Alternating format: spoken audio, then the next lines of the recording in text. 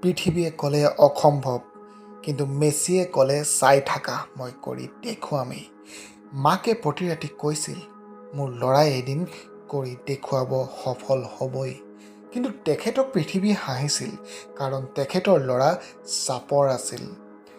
11 বছৰ বয়সত ধৰা পৰিল মানুহ যে ওখ হয়, সেই ওখ হোৱাৰ যি হৰমন, সেই হৰমনৰ ডেফিচিয়েঞ্চিয়ে প্ৰতি ৰাতি ইনজেকশ্যন আৰু 3 ফুটৰ ল'ৰা 5 ফুটৰ ল'ৰাৰ লগত কেনেকৈ খেলিব, এনে কিছুমান প্ৰশ্নবোধক চিনে তেখেতৰ সন্মুখত থিয় হৈ ৰ'ল। মাকে ক'লে এৰি দে, কিন্তু তেখেতে ক'লে নাই মা, মোক এটা সুযোগ দিয়া।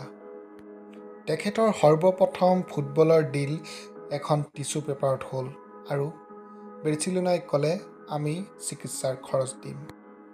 আৰু লগে লগেই তেখেতে এজন 13 বছৰৰ ল'ৰা মাক দেউতাকক এৰি স্পেইনলৈ উৰি আহিল। বেলেগ দেশ, বেলেগ ভাষা, কিন্তু সপোন একেই। প্ৰতিদিনে ইনজেকশ্যন আৰু ৰাতি 2 বজালৈ অকলে ট্ৰেইনিং প্ৰেক্টিছ। মানুহে ক'লে ই চাপৰ, ই পৰি যাব, কিন্তু তেখেতে ড্ৰিবলিং কৰি সকলোকে আচৰিত কৰি তুলিলে।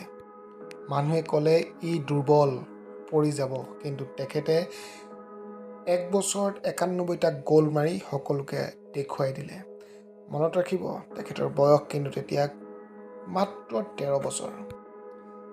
যাক সকলোৱে হাঁহিছিল, সেই ল'ৰাটোৱে যেতিয়া হাতত ট্ৰফি উঠাই ল'লে, তেতিয়া সকলো পৃথিৱী চুপ হৈ গ'ল। আৰু সেইদিনা মাকৰ চকুৰ পানী সফল হ'ল। মেছিয়ে শিকালে, পৃথিৱীয়ে তোমাক উচ্চতাৰে জুখি নলয়, তোমাক জেৰেৰে জোখে। মনত ৰাখা, সন্দেহ কৰা সহজ, কিন্তু প্ৰমাণ কৰা কঠিন। কিন্তু মেছিয়ে কৰি দেখুৱালে। বন্ধুসকল, যদি ভিডিঅ'টো ভাল পালে লাইক, শ্বেয়াৰ এণ্ড ছাবস্ক্ৰাইব কৰি মোক লগতে মোৰ চেনেলটো আগবাঢ়ি যোৱাত যেন সহায় কৰে। ধন্যবাদ।